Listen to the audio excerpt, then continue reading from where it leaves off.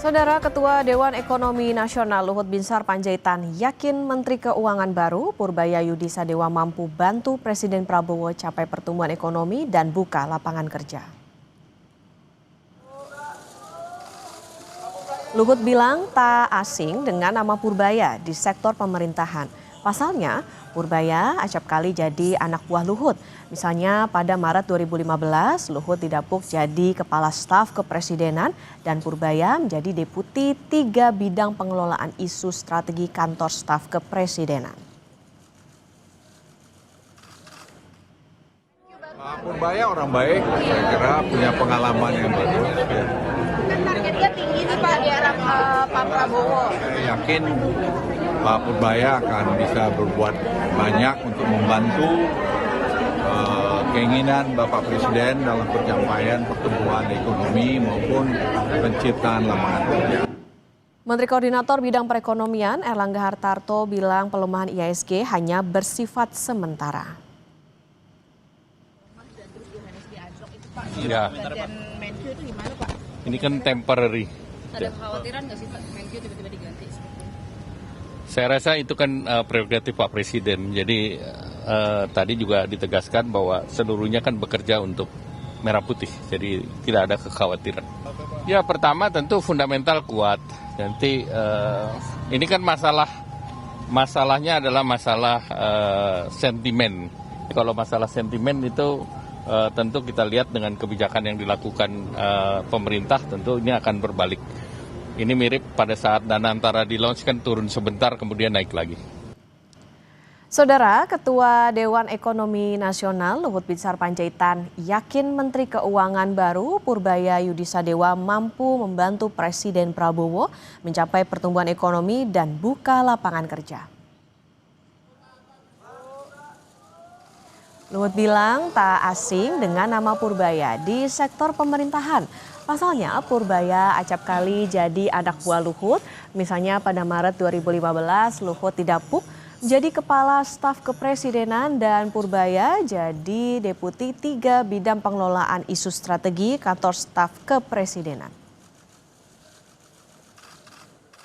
Pak Purbaya orang baik, saya kira punya pengalaman yang bagus. Ya. Targetnya tinggi nih Pak di arah Pak Prabowo. Saya yakin Pak Purbaya akan bisa berbuat banyak untuk membantu keinginan Bapak Presiden dalam pencapaian pertumbuhan ekonomi maupun penciptaan lapangan kerja. Pasca perombakan Kabinet Sri Mulyani ke Purbaya Yudi Sadewa, IHSG per 9 September ditutup di zona merah. Informasi terkini kita tanyakan ke jurnalis Kompas TV Renata Panggalo dan juru kamera Ricky Sultana di Bursa Efek Indonesia. Renata, selamat pagi, sudah lewat dari jam 9. Bagaimana pergerakan IHSG hari ini setelah 2 hari berturut-turut dihajar oleh dana asing yang kabur? Bahkan kemarin sempat tembus 4,5 triliun rupiah. Iya Okta, meskipun memang beberapa analis masih memprediksi kuatnya sentimen domestik khususnya perombakan Kabinet Merah Putih, ada beberapa menteri yang diganti begitu ya, khususnya untuk Menteri Keuangan dari yang semula dijabat oleh Sri Mulyani menjadi Purbaya Yudi Sadewa. Memang nampaknya ini diprediksi masih berpengaruh pada IHSG. Namun pada saat pembukaan justru ini berbeda dengan pada saat penutupan perdagangan pada hari Selasa kemarin. Okta, lebih lengkapnya kita langsung lihat ke papan bursa. Memang untuk hari ini perdagangan hari Rabu dibuka di zona hijau. Ini di level 7.680.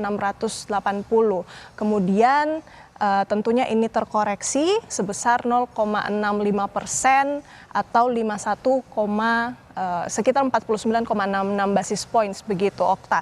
Ini tentunya sangat berbeda dengan perdagangan di hari Selasa kemarin, khususnya pada penutupan ini ditutup di level 7.628 di zona merah atau terkoreksi sebesar 1,78%.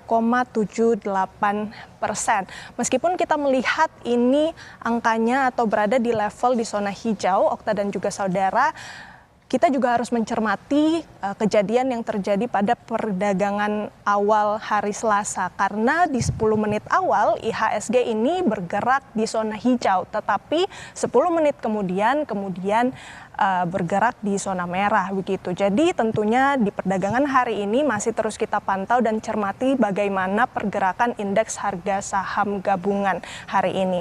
Okta dan juga saudara, seperti yang pada awal saya sebutkan, memang sentimen domestik lah yang masih menguat untuk beberapa hari ini begitu, karena adanya perubahan atau reshuffle begitu ya, komposisi Kabinet Merah Putih khususnya Menteri Keuangan. Market ini masih menantikan kinerja apa atau seperti apa kinerja dari Menteri Keuangan yang baru Purbaya Yudi Sadewa, apakah bisa mengimbangi begitu ya kinerja yang sudah dilakukan oleh Sri Mulyani, khususnya Sri Mulyani yang memang selama ini terkenal dengan disiplin fiskalnya. Bagaimana kemudian kita melihat track recordnya pada saat pandemi misalnya, Okta dan juga saudara, di mana defisit kita bisa mencapai 6%, lalu kemudian Sri Mulyani berjanji bisa menurunkan 3% dan ia berhasil mewujudkan itu.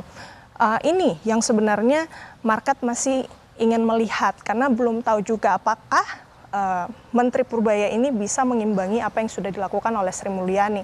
Kemudian dari segi global networking misalnya, pada saat Indonesia menjadi tuan rumah dari G20, kita melihat bagaimana Sri Mulyani memimpin rapat meskipun ada ketegangan dari negara-negara besar G8 misalnya antara Amerika Serikat dan juga Rusia, namun Sri Mulyani berhasil memimpin rapat dan mencegah agar negara-negara tersebut walk out dari rapat itu.